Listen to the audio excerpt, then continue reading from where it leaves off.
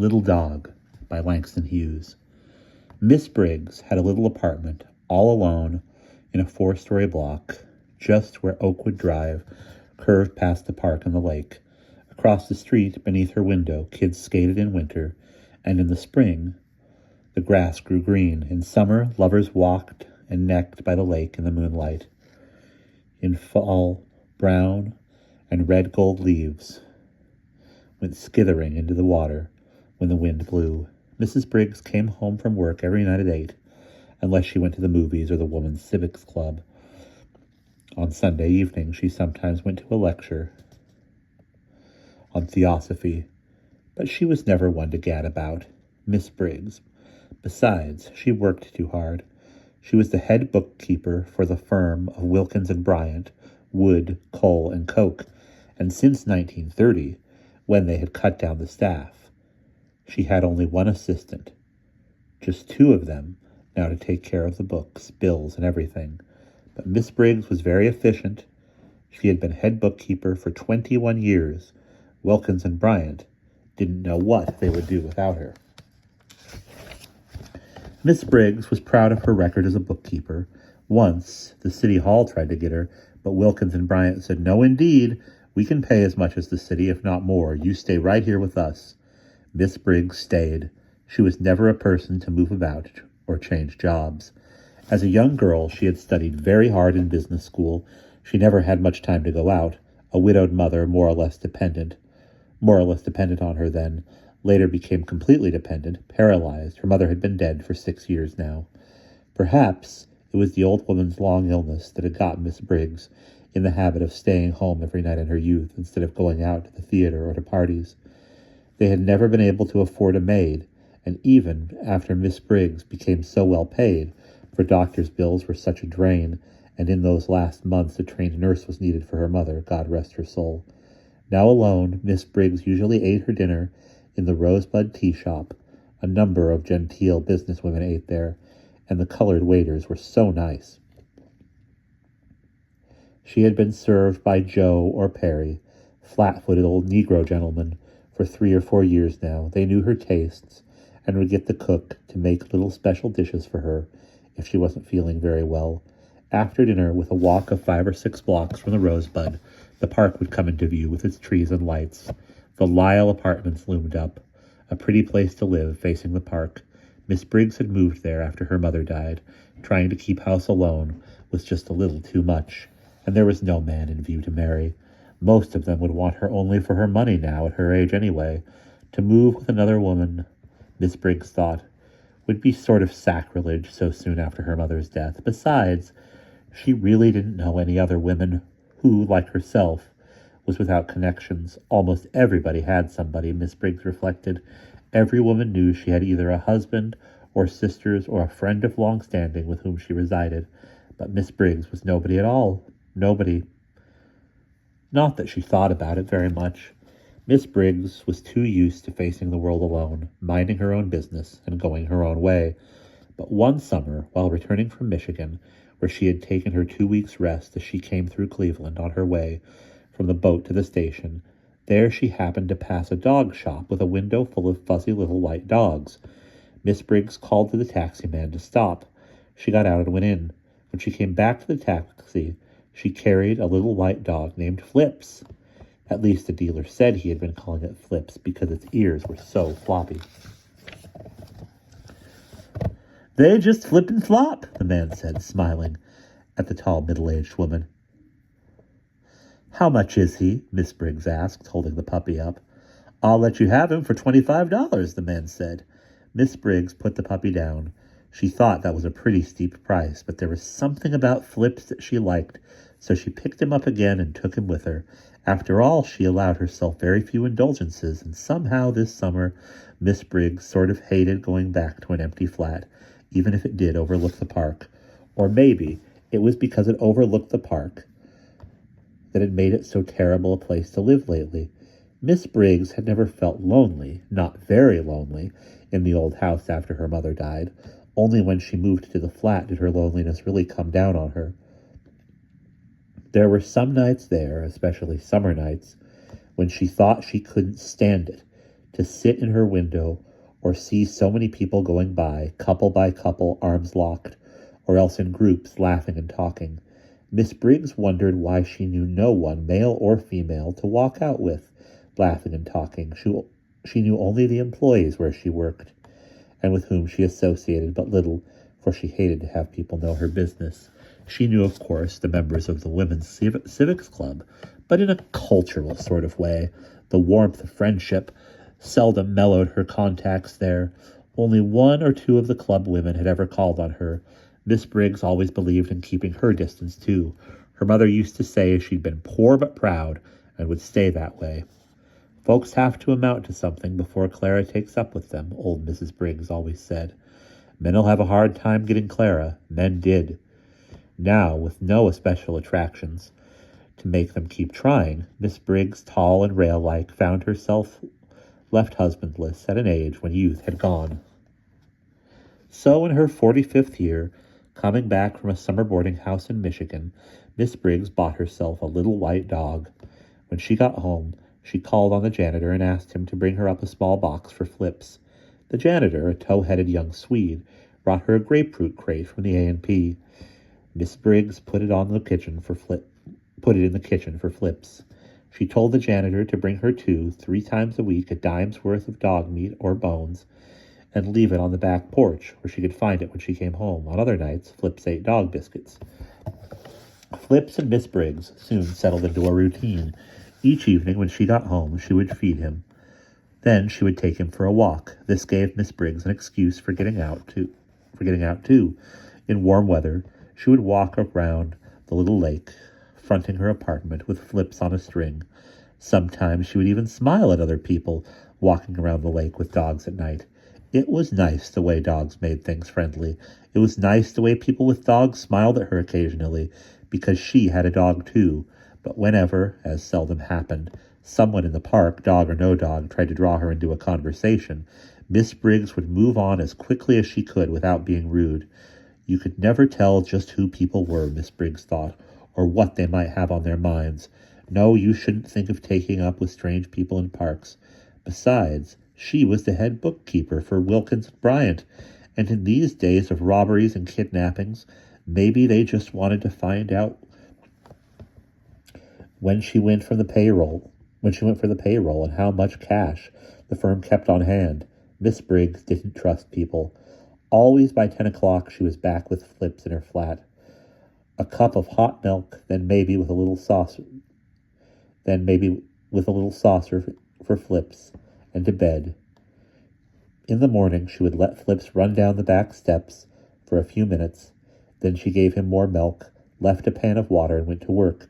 A regular routine, for Miss Briggs took care of Flips with great seriousness. At night, when she got back from the Rosebud tea shop, she fed him biscuits. Or, if it were dog meat night, she looked out on the back porch for the package the janitor was paid to leave. That is, Miss Briggs allowed the Swede 50 cents a week to buy bones. He could keep the change. But one night, the meat was not there. Miss Briggs thought perhaps he had forgotten. Still, he had been bringing it regularly for nearly 2 years.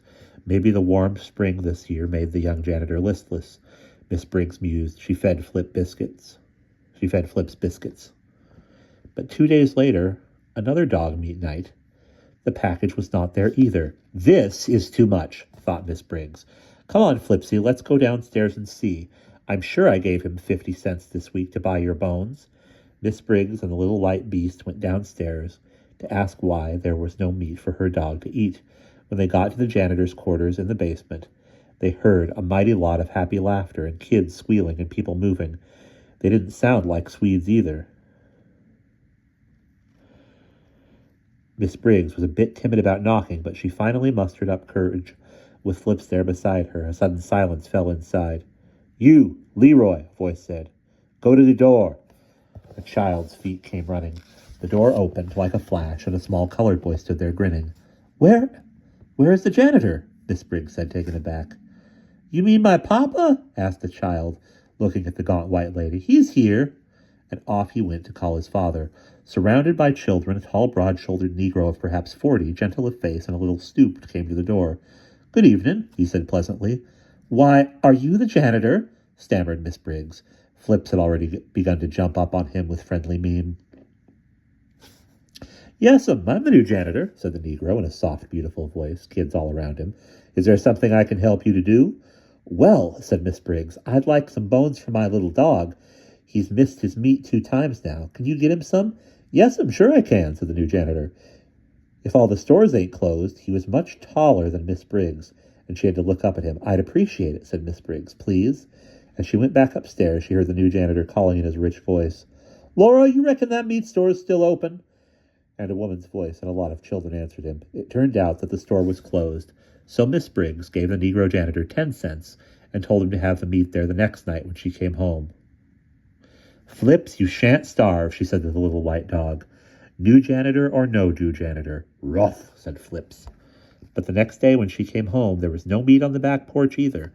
Miss Briggs was puzzled and a little hurt. Had the Negro forgotten? Scarcely had she left the kitchen, however, when someone knocked on the back door, and there stood the colored man with the meat. He was almost as old as Miss Briggs. She was certain of it, looking at him. Not a young man at all, but he was awfully big and brown and kind-looking, so sort of sure about life, as he handed her the package. I thought some other dog might get it if I left it on the porch, said the colored man, so I kept it downstairs till you come. Miss Briggs was touched. Well, thank you very much, she said. When the man had gone, she remembered that she had not told him how often to get meat for the dog. The next night he came again with bones, and every night from then on, Miss Briggs did not stop him or limit him to 3 nights a week. Just after 8, whenever she got home, up the back porch steps the Negro would come with the dog meat. Sometimes there would be 2 or 3 kids with him, pretty little brown, black, rather dirty kids, Miss Briggs thought, who were shy in front of her, but nice. Once or twice during the spring, the janitor's wife instead brought the dog meat up on Saturday nights. Flips barked rudely at her. Miss Briggs didn't take to the creature either. She was fat and yellow and certainly too old to just keep on having children as she evidently did. The janitor himself was solid and big and strong. Miss Briggs felt better when he brought her the bones for her dog. She didn't like his wife. That June, on warm nights, as soon as he got home, Miss Briggs would open the back door and let the draft blow through. She could hear the janitor better coming up the rear stairs when he brought the bones. And, of course, she never said more than good evening to him and thank you, or here's $1 for the week, keep the change. Flips ate an awful lot of meat that spring. Your little dog's a regular meat hound, the janitor said one night as he handed her the bones, and Miss Briggs blushed for no good reason. He does eat a lot, she said. Good night. As she spread the bones out on the paper for the dog, she felt that her hands were trembling. She left Flips eating and went into the parlor, but found that she could not keep her mind on the book she was reading. She kept looking at the big, kind face of the janitor in her mind, perturbed that it was a Negro face and that it stayed with her so. The next night, she found herself waiting for the dog meat to arrive with more anxiety than Flips himself. When the colored man handed it to her, she quickly closed the door before her face got red again. Funny old white lady, thought the janitor as he went back downstairs to his basement full of kids. Just crazy about that dog, he added to his wife. I ought to tell her it ain't good to feed a dog so much meat. What do you care long as she wants to? Asked his wife. The next day in the office, Miss Briggs found herself making errors over the books. That night she hurried home to be sure to be there on time when he brought the dog meat up in case he came early. What's the matter with me? She said sharply to herself, rushing this way, just to feed Flips. Whatever is the matter with me?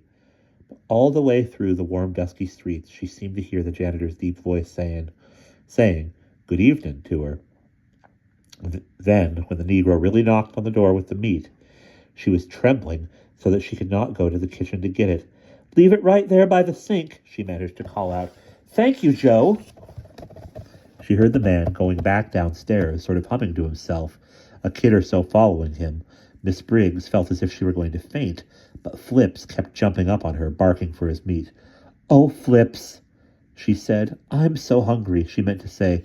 You're so hungry, so she repeated it. You're so hungry. Hey, Flipsy dog? And from the way the little dog barked, he must have been hungry. He loved meat. The next evening, Miss Briggs was standing in the kitchen when the colored man came with the bones. Lay them down, she said. Thank you, trying not to look at him. But as he went downstairs, she watched through the window, his beautifully heavy body finding the rhythm of the steps, his big brown neck moving just a little. "Get down," she said sharply to Flips, barking for his dinner. To herself she said earnestly, "I've got to move. I can't be worried, being so far from a meat shop, or from where I eat my dinner. I think I'll move downtown where the shops are open at night. I can't stand this. Most of my friends live downtown anyway." But even as she said it, she wondered what friends she meant. She had a little white dog named Flips, that was all. And she was acquainted with other people who worked at Wilkins and Bryant, but she had nothing to do with them. She was the head bookkeeper. She knew a few women in the Civics Club fairly well, and the Negro waiters at the Rosebud shop. And this janitor. Miss Briggs decided that she could not bear to have this janitor come upstairs with a package of bones for Flips again. She was sure he was happy down there with his portly yellow wife and his house full of children. Let him stay in the basement then, where he belonged. She never wanted to see him again, never. The next night, Miss Briggs made herself go to a movie before coming home, and when she got home, she fed Flips dog biscuits. That week, she began looking for a new apartment, a small one for her and the dog. Fortunately, there were plenty to be had, what with people turned out for not being able to pay their rent, which would never happen to her, thank God. She had saved her money. When she found an apartment, she deposited the first month's rent at once. On her coming Saturday afternoon off, she planned to move. Friday night, when the janitor came up with the bones, she decided to be just a little pleasant to him. Possibly she would never see him again. Perhaps she would give him $1 for a tip, then, something to remember her by. When he came upstairs, she was aware a long time of his feet approaching, coming up, up, up, bringing bones for the dog. Flips began to bark. Miss Briggs went to the door. She took the package in one hand. With the other, she offered the bill. "Thank you so much for buying bones for my little dog," she said. Here is $1 for your trouble. You keep it all." "Much obliged, ma'am," said the astonished janitor. He had never seen Miss Briggs so generous before. "Thank you, ma'am. He sure do eat a heap of bones, your little dog."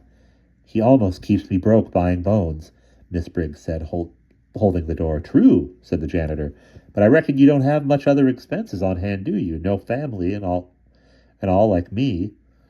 "You're right," answered Miss Briggs, "but a little dog is so much company, too."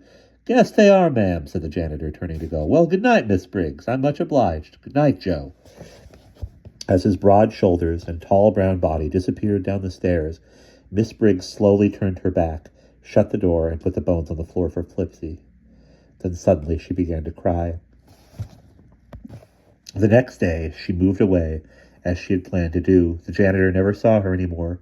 For a few days the walkers in the park beside the lake wondered where a rather gaunt middle-aged woman who used to come out at night with a little white dog had gone. But in a very short while the neighborhood had completely forgotten her. And that's the end.